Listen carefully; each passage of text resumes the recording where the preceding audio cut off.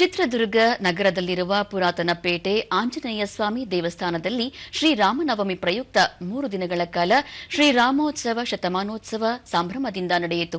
ಇದೇ ವೇಳೆ ಸೀತಾರಾಮರ ಉತ್ಸವ ಮೂರ್ತಿ ಮೆರವಣಿಗೆ ನಗರದ ವಿವಿಧ ರಾಜಬೀದಿಗಳಲ್ಲಿ ಅದ್ದೂರಿಯಾಗಿ ನೆರವೇರಿತು.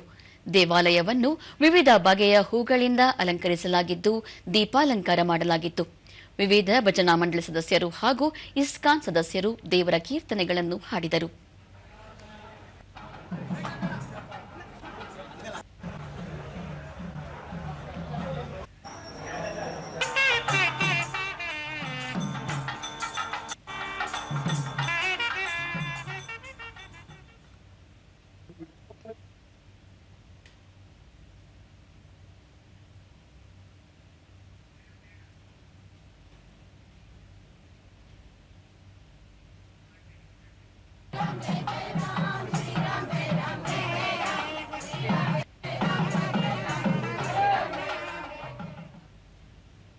ದೂರದರ್ಶನದೊಂದಿಗೆ ಶ್ರೀರಾಮೋತ್ಸವ ಶತಮಾನೋತ್ಸವ ಸಮಿತಿ ಅಧ್ಯಕ್ಷ ಅರುಣ್ ಕುಮಾರ್, ರಾಮೋತ್ಸವವನ್ನು 100 ವರ್ಷಗಳಿಂದ ಆಚರಿಸಿಕೊಂಡು ಬರಲಾಗುತ್ತಿದೆ.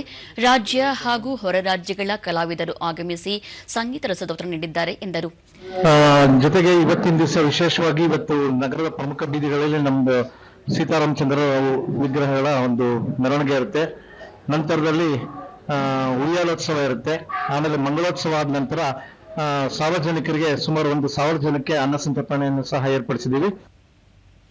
ಸಮಿತಿ ಉಪಾಧ್ಯಕ್ಷ ರಮೇಶ್, ಪುರಾತನ ಪ್ರಸಿದ್ಧಿ ಹೊಂದಿರುವ ಈ ದೇವಾಲಯದಲ್ಲಿ ನಮ್ಮ ಹಿರಿಯರು ನಡೆಸಿಕೊಂಡ ಬಂದ ಆಚಾರವನ್ನು ಮುನ್ನಡೆಸಿಕೊಂಡು ಹೋಗಲಾಗುತ್ತಿದೆ ಎಂದರು. ಮೊದಲನೇ ದಿವಸ 2 ಭಜನಾ ಮಂಡಳಿಗಳು, 2ನೇ ದಿವಸಲೂ 2 ಭಜನಾ ಮಂಡಳಿಗಳು, ಇವತ್ತು 3 ಭಜನಾ ಮಂಡಳಿಗಳು ತಮ್ಮ ಭಜನಾ ಸೇವೆಯನ್ನ ನಡೆಸಿಕೊಡ್ತಾ ಇದ್ವಿ. ತದನಂತರದಲ್ಲಿ ಶಾರದಾ ಮೆಲೋಡಿಸ್ ಶ್ರೀಕಾಂತ್ ಅವರ ನೇತೃತ್ವದಲ್ಲಿ ಭಕ್ತಿಗೀತೆಗಳ ಗಾಯನ ನಡೀತಾ ಇದೆ. ಎಲ್ಲ ಸದ್ಭಕ್ತರು ಸಕಾಲಕ್ಕೆ ಆಗಮಿಸಿ ಕಾರ್ಯಕ್ರಮವನ್ನು ಯಶಸ್ವಿಯಾಗಿ ನಡೆಸಿಕೊಡಬೇಕು.